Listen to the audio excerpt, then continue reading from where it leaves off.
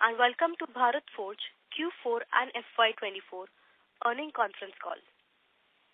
As a reminder, all participant lines will be in listen-only mode, and there will be an opportunity for you to ask questions after the presentation concludes.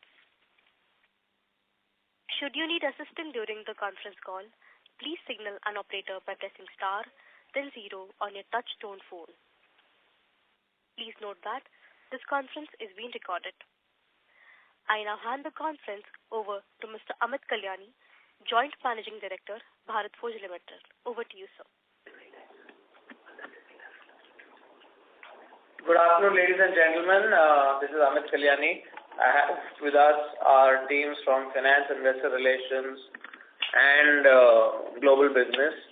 I will hand over to our CFO, Kedar, to give you an introduction, and then I will start.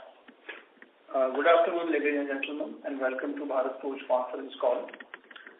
We had a strong performance in the quarter with revenues of 2,329 crores, depicting a growth of about 17% compared to last year's same quarter. Standalone EBITDA for the quarter grew by 25% to 654 crores, translating into margin of 28.1%. PBT and PAT also grew by 48% and 59% respectively to reach 526 crores at PBT level and 390 crores at PAT level. Similarly, performance for the financial year 23-24 also saw a record revenue of 8,969 crores with EBITDA of 2,469 crores, translating into EBITDA margin of 27.5%. This is a 200 basis points expansion as compared to the earlier year. The balance sheet continues to remain robust with surplus funds net of long-term loans is now about 800 crores and ROC net of cash was at 20%, which was also a significant improvement over earlier year. At consolidated level, Q4 revenue grew by 15% to 4,164 crores. And EBITDA grew by 36% to 653 crores. For the full year 24, the consolidated revenue grew to 15,682 crores, representing a 21.5% increase. EBITDA margins also improved by 260 basis points on a YOY basis to reach 16.4%. During the year, the company secured new business worth almost 6,300 crores across all key businesses, including defense, the traditional business, as well as the casting business. From a capex perspective, India operations incurred capex of about 800 crores. Overseas subsidiary incurred a capex of about $60 million in FY24. For the next year, the capex would be for overseas entities would be about 65 million, which is mainly towards the US aluminum phase 2 and some maintenance capex in Europe. Talking about the overseas subsidiaries, we are seeing operations in European aluminum business have stabilized, and now we are working on getting the price increase from our customers. US operations continue to show incremental improvement. We had certain one-off costs in Q4, which has adversely affected the performance. But now, again, we should be back on track. In Q4, European operations posted a EBITDA of 33 crore, while the US operation posted a loss of EBITDA loss of about 34 crores. The phase 2 capex in the US is on track. The current utilization for aluminum business in the US is about 50%. And of phase 1, and for Europe it's about 75%. Now I will hand over the mic to Amit Kalyani. Good afternoon, ladies and gentlemen. So I'd just like to take off from where Kedar stopped. To sum it up, FY24 has been a very strong year for BFL. Our defense business has taken off in a very meaningful way. Our industrial castings business is now starting to show the performance that the performance that we believed it had the promise to do. And this is in the second year after our acquisition. We acquired this business in July 22.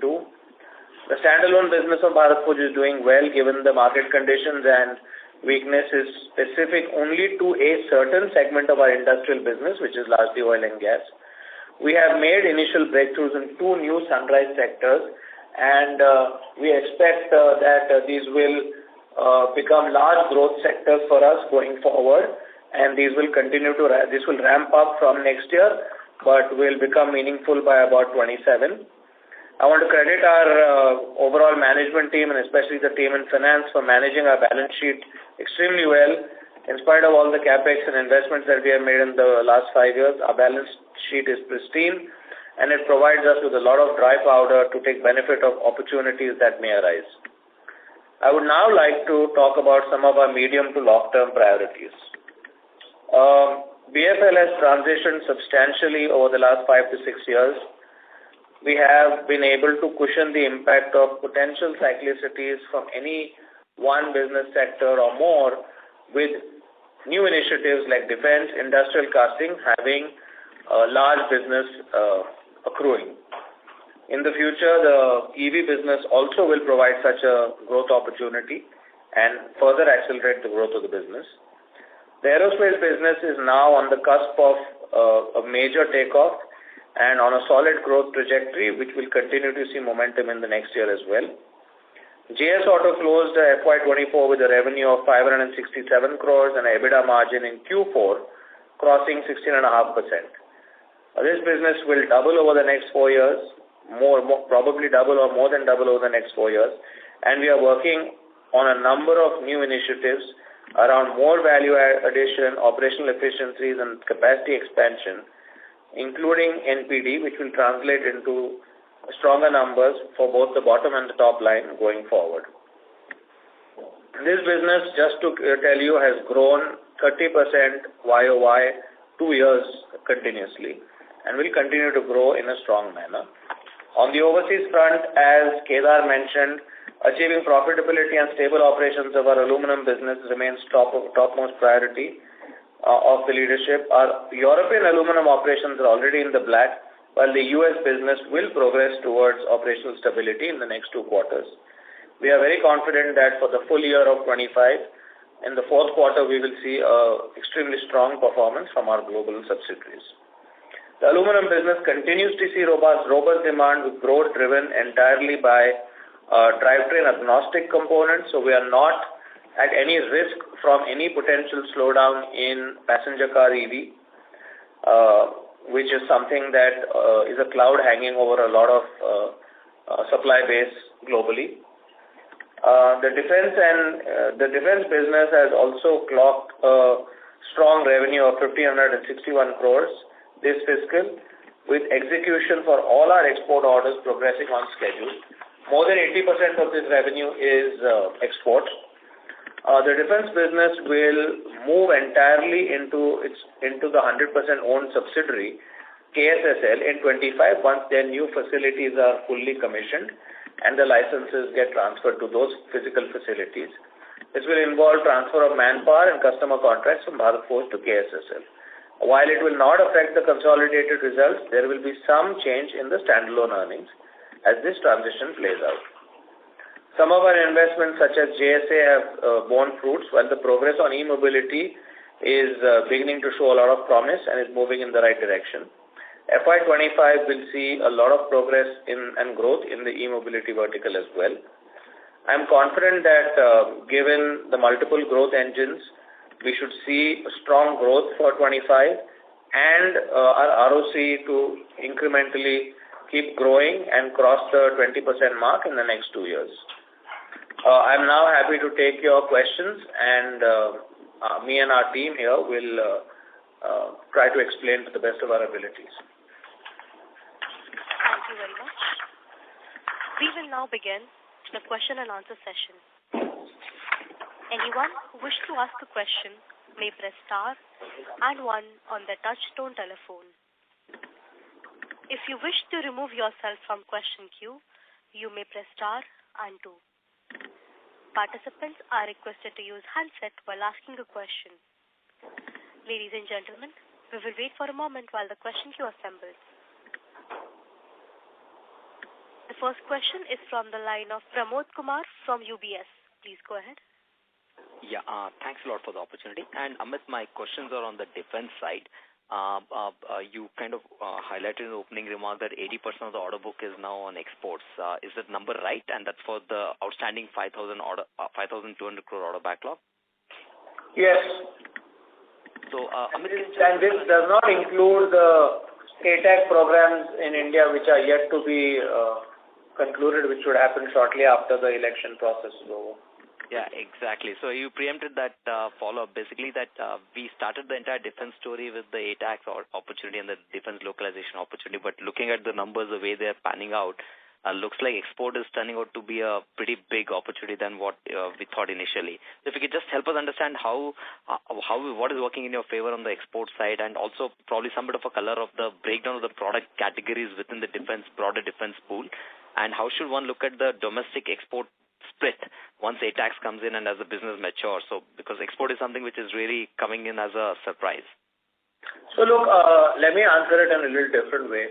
I think that globally people have realized that defense spending is going to increase. We have products that are world-class and that are extremely competitive and are able to supply a broad range of requirements of global customers. One thing we're consciously not doing is supplying into any conflict region, but we see tremendous opportunities for our products across the world, and these are products in the artillery segment. In artillery segments, we have three kinds of guns. We have towed guns, we have mounted guns, and we have ultralight guns. And we have altogether 9 platforms already ready. So this is a huge range of guns which can be supplied to multiple different kinds of customers. Then we have multiple vehicles, protected vehicles of different categories, different functions and utilities. So that is another category. Then we have a lot of spares and consumables. That's a third category. And then there are lots of other products which are under development in the unmanned vehicle area, which are both land, sea and air. And that is another area of huge opportunity that we are pursuing. So we see a global opportunity, and just to reinforce what I'm saying, we are creating a capability to build initially over 100 guns per year and 550 vehicles a month, but we can scale this up at least on the gun side to probably almost 5 guns a week kind of a number, so 200 to 250 guns per year kind of a number, and close to 1,000 vehicles per year. So we see a very large opportunity, and we are taking some steps to, let's say, capture this opportunity both strategically and tactically. And Amit, these are all largely government-enabled projects, which export orders which we are getting here. Is the understanding right, sir? So they are not. I would not say they are. What do you mean government-enabled? As in, where government-to-government relationship is like the Armenia or other ones, right? Is it like, or you are scouting for orders globally on an independent basis? So we are also scouting for orders on our own. And we will do a lot of business development and new customer acquisition on our own also. But it's clear that the government is supporting this sector. And please remember that we have to get permission from the government before we export any weapon platform anywhere in the world. And on the defense profitability, Amit, given that export is shaping up much better than what we probably thought, what does it do to the longer-term profitability and return metrics on the defense business than what we have already shared as aspiration? Is there upside to that number? I would focus on, the way I would answer this question is that I think the returns on this business will be comparable to our manufacturing business. At least what we see now, and as it grows, let's see what happens. But I think ROCE is going to be extremely good. And it will also be a stabilizing factor because it will become a meaningful size of our business going forward and, will provide a lot of shock absorption without any capex that we need to do. Thanks a lot, Amit, and best of luck, sir. Thank you. Thank you. Next question is from the line of Arjun Khanna from Kotak Mahindra Asset Management. Please go ahead. Thank you, sir, for taking my question, and congratulations on a great set of numbers. Sir, just wanted to understand a little bit on this executable order book. So if I look at the number in the fourth quarter, the presentation, you've talked of 5192 crores, and if I look at the second quarter, we have talked of 3,000 crores. So addition of at least 2,200 crores, and obviously we have executed also in the past second half. So which are these major orders that we have won? Is there a follow-on order to the European customer that we had, or I don't want to get into individual customers and product segments. Sure. All I will say is that we have got orders from existing and new customers for existing and new products. Sure. Just wanted to understand in terms of platforms, any newer platforms or it's existing platforms which we have been selling? From all kinds of products, from both. Okay, sure. Secondly, in terms of the U.S. operations, I did understand from you, sir, that we are looking at further capex in the U.S. Given that we have seen issues in this quarter and utilization levels are low, just wanted to further understand that. And what is the outlook in terms of FY25 profitability? So look, we have customer orders and commitments that we have to meet for a certain number of parts. And that requires us to set up two phases, that is 2 lines in the US. Currently, our US capacity utilization is not yet at 100%, but by next quarter or latest by the quarter after that, we will be at 100% of phase 1. And then in 26-27, we will head to 100% of phase 2 as well. In this quarter, we had certain one-off costs due to weather and other one-time issues which were out of our control, and that is what has impacted the profitability and the numbers to a certain extent. But I think we have a handle on that, and we should see even the US operations with a positive EBITDA in quarter 4, fairly healthy profitable EBITDA in quarter 4. So quarter 4 of FY25. Yes. Sure. Sure, okay, if there is time, just one quick one. You mentioned, sir, in the comments that we would see the KSSL or the defense business move out. So if you could just articulate that in terms of what does that mean in terms of profitability of the standalone?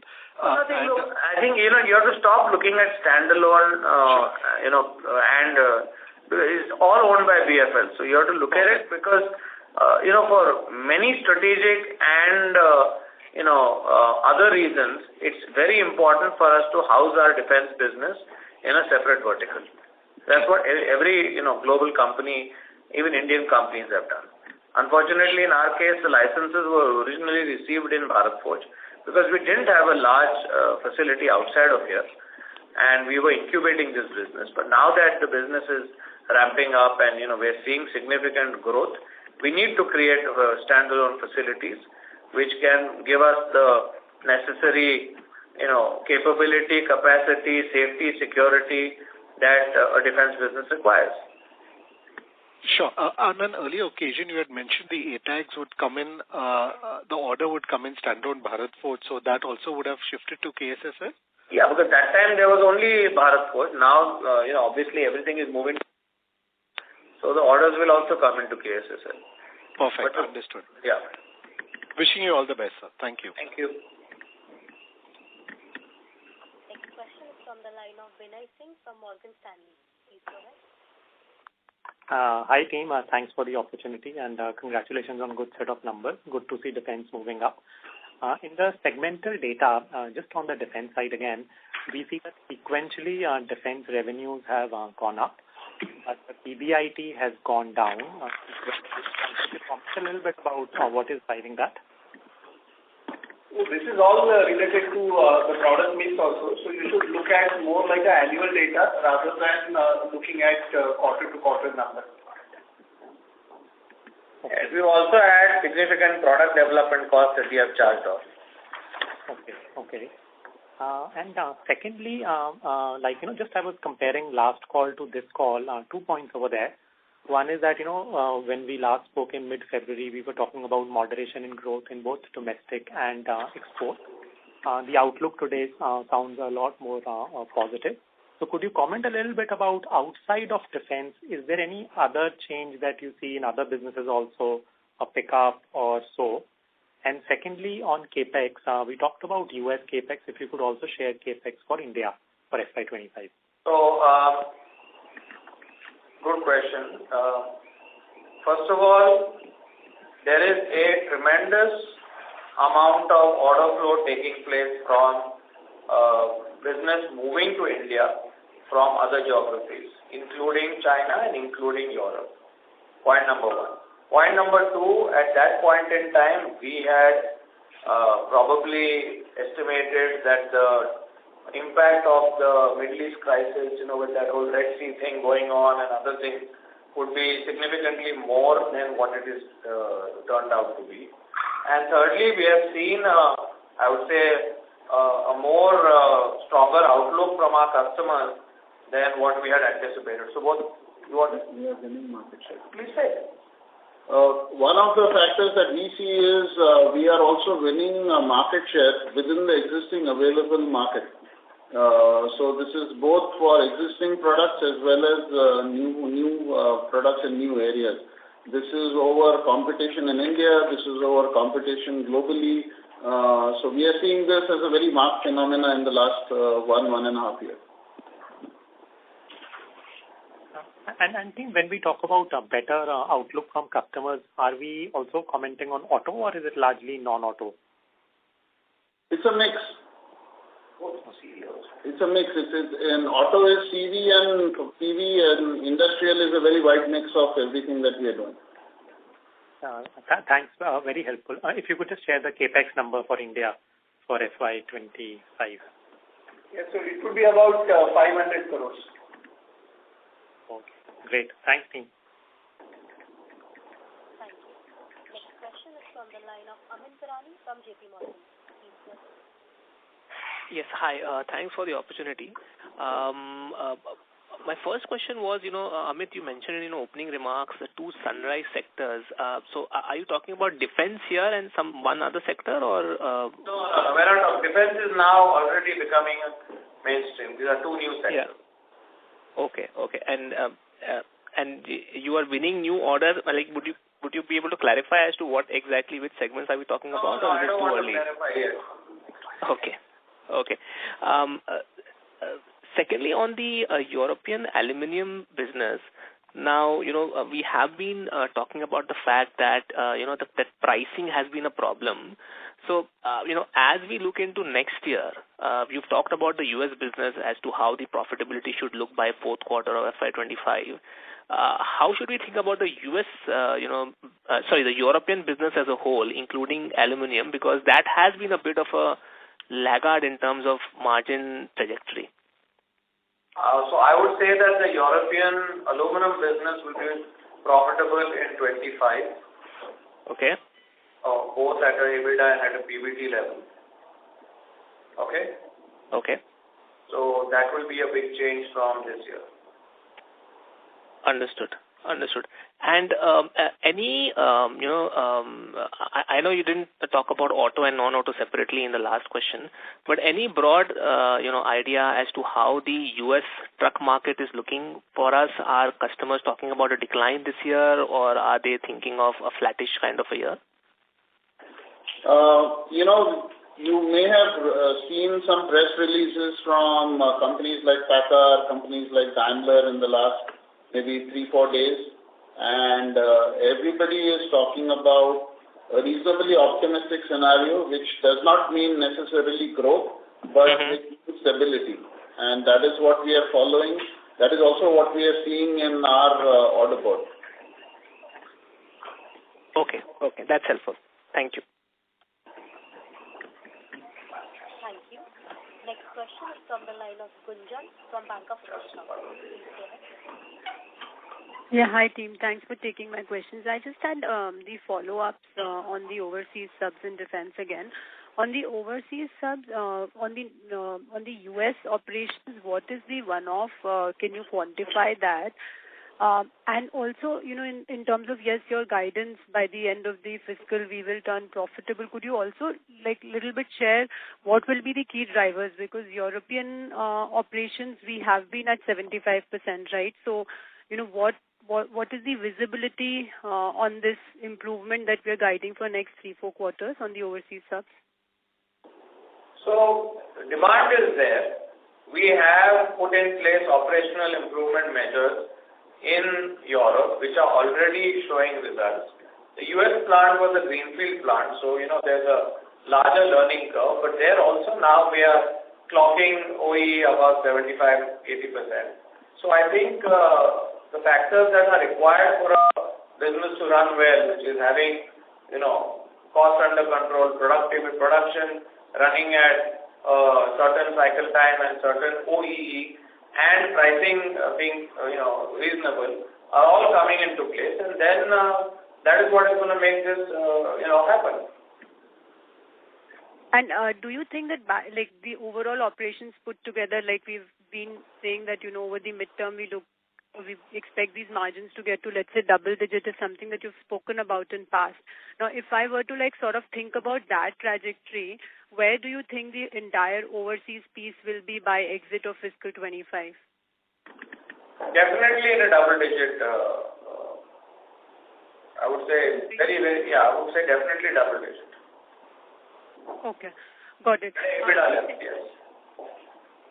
Okay. The second question I had was on the defense. Now, this clearly, it's been surprising positively. Now, with the order book we have and ATAGs yet to come, how do you think the scale-up of revenues now? Because I think we were looking at somewhere around 2,500 crores in 2 years. Now that we have 5,000 crore plus order book, one, what is the timeline for execution of this order book? And secondly, any change to the revenue scale-up guidance there? So look, I think the revenue scale-up going from 1,500 to 2,600 is a very strong growth, especially because you're building a new plant, new facilities. And then after that, obviously, the growth can be even more steep. And what is the timeline typically for execution once you have, this 5,200 crores? What would be the typical timeline for execution? Some of it is 3 years, some of it is 4 years. Okay. And last one, mainly on the oil and gas, can you quantify what is the contribution now, or should we sort of think about any major drag still coming from oil and gas in the industrial segment? It's about 300 crores right now. I think we expect this to go up a little bit this year because we have new products that we're developing which we haven't supplied before. But I think that is the vicinity in which we are right now. Obviously, it will grow. It will grow quite substantially. But it's not, our dependence on oil and gas in industrial is not as strong, as much as it used to be in the past. 300 crores for the fiscal 24, right? Sorry, yeah, 24. Okay, got it. Thank you so much. I'll join back. Thank you. Thank you. Next question is from the line of Jinesh Gandhi from Ambit Capital. Hi, Amit. Congrats on good performance. Quickly on the order book which we have for guns and for overall order book of over 6,000 crore, would this capex of 500 crore per annum run rate be sustainable, or will you have to invest more in capacities given the opportunities which are coming up for you? So our capacity right now is adequate for fabrication and assembly. If we want to do certain more value addition or new product development to go into that, we may have to do some more value addition. More investment, but currently I don't envisage that. Okay. So this 5,000 odd crore defense order book can be met through the current capacity, both. Okay, got it. And secondly, while defense obviously is having overbearing influence on India non-auto business, how is ex-of defense done in terms of growth? Because I believe there also tailwinds have been fairly good. Ex of defense, India non-auto business, how it has grown in the fourth quarter, and how do you see it growing going forward?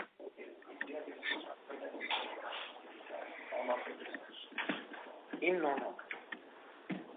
So in non-auto in India, we have business that goes into railways, that goes into construction, mining, agricultural, shipbuilding, energy, space, plenty of sectors.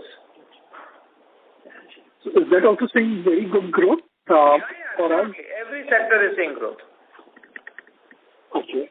And lastly, on aerospace, how it has scaled up now in FY24, I believe their tailwinds also being started to reflect from FY24. And how do you expect that to grow in the next 2 to 3 years? So I expect in the next 3 years or so to double this business. Now it would be what, about 300 odd crores revenue? Yeah, roughly. Got it. Great. Thanks and all the best. Thanks. Thank you. Next question is from the line of Kapil Singh from Nomura. Please go ahead. Yeah, good afternoon, sir. On the defense business, just wanted to check for the quarter, this KSSL revenue of 465 crores represents full defense revenue, or if you could give an indication, what is the overall defense revenue for the quarter? Yeah, it's more or less the same revenue because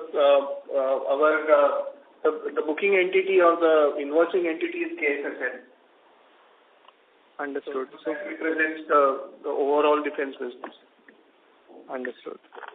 And sir, just one more question on consolidated capex. I see that this year we have done about 1,500 crores of capex. So, should we expect a consolidated capex in the similar range next year? No, it would be lower than that. Ballpark, can you give an indicative range? About 1,000.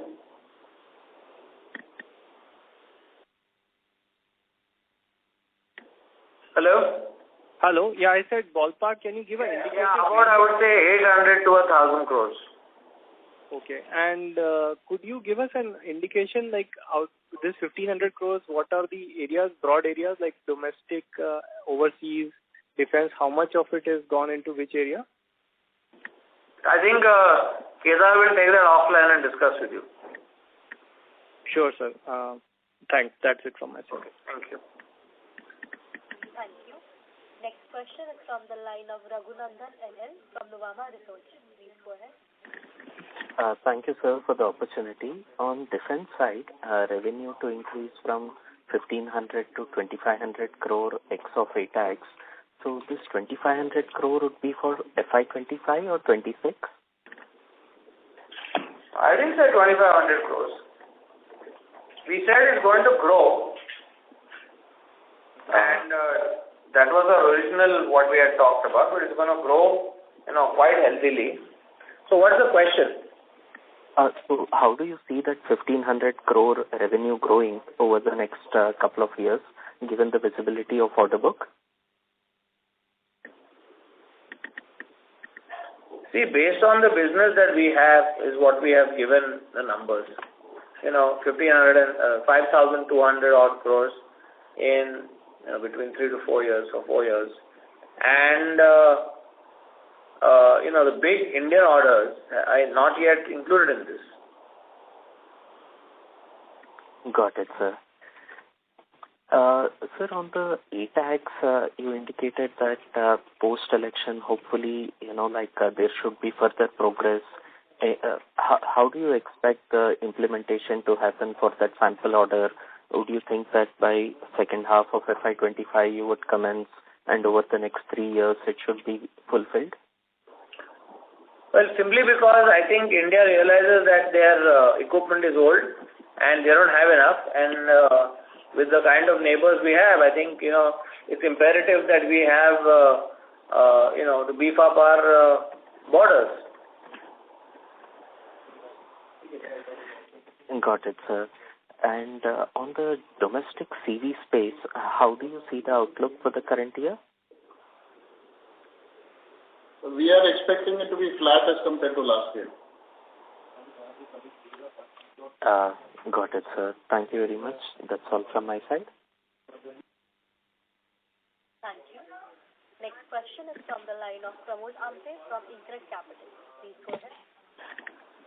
Yeah, thanks for the opportunity. Amit, to understand more about the speed at which defense is moving, can you give some color in terms of how much of these are repeat orders, who are the competitors here, and are these more of a negotiated orders? How does this business really work? I can't do that in this forum at all. I mean, there's no chance I would discuss defense business so openly. First of all, it's defense, okay? It's business that is bound by certain laws and rules.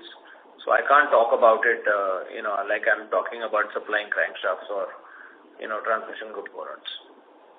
But considering the order book which you disclosed, which is very interesting, is there a way to disclose your bid pipeline, which typically the ordering businesses have, in case if you can give those disclosures future, so that will help us to build this? The pipeline is huge. Significantly larger, much larger than the orders we have won. Okay. But what's the usual hit rate you get there, and how to understand this? Is it improving better versus what you used to have hit rates? Or the customers are more confident now to give repeat orders? No, I think customer confidence is there. We have a state-of-the-art plant. We have extremely good products. And we have great people. So people, once they come and visit us, there is confidence. There are a lot of complications about supplying into this business. Not a simple business. Understood. So that is why, we are very cautious about who we do business with, how we do business, etc. Okay. And once you move to the new facility for KSSL, how does it change the capability or the speed of execution of these orders? We will have single piece flow lines, and we will have a whole, complete line-based manufacturing setup. So as I mentioned earlier, we can do significantly higher quantities with less cost, less variation, less, setup changes than what we do today. Okay. But in spite of this, you are saying in the initial phase, KSSL plant will have 100 guns per annum scale, the first phase. There is assembly capacity. Okay. Please remember that the ordnance we can make one a day. Sorry, I lost it. One a day? One per day is what we can make in terms of barrel, breech and other things. Okay, at the new facility as you move in? No, here. Okay. Here we are doing assembly. Okay, sure. Thanks and all the best. Thank you. Thank you. Next question is from the line of Mahesh Bendre from LIC Mutual Fund. Please go ahead. Hi, sir. Thank you so much for the opportunity. Sir, standalone business is doing really well, but cumulatively, subsidiaries are still making losses. So, will they turn positive in FY25 or 26 at PAT level? Yeah, Mr. Bendre, we discussed that. I think maybe you may have joined a little late, but we discussed this in detail, that Europe will be positive for the whole year, and the US will turn positive in the second half of this year. Sure. And sir, last 2 quarters, the tonnage growth has been single digit, but our average realizations are going up. In fact, last 13 quarters, our average realizations are going up. So, will this continue? I mean, looking at the volume, or tonnage could not be a good idea. I think we have to stop looking at tonnage and value as a linked measure, because when you're supplying components, that is okay, but when you start supplying products, that 1:1 relationship goes away. Sure, sir. Thank you so much. Thank you. Ladies and gentlemen, that was the last question of the day. I now hand the conference over to Mr. Amit Kalyani for closing comments. Over to you. So, ladies and gentlemen, thank you for joining our Concall today. I'd like to reiterate that we see a strong growth going forward for the company. We're firing on all cylinders. Some of the businesses are even moving faster than what we had anticipated, like what some of the commentary we heard on the defense side. And we expect that a couple of the other businesses that were incubated over the last few years, such as aerospace, aerospace and defense and industrial and EV will also start ramping up over this year and next year and become a meaningful contributor to our overall business. Once again, thank you for your time and interest in interacting with us and our team and your interest in our company. Thank you. Thank you. On behalf of Bharat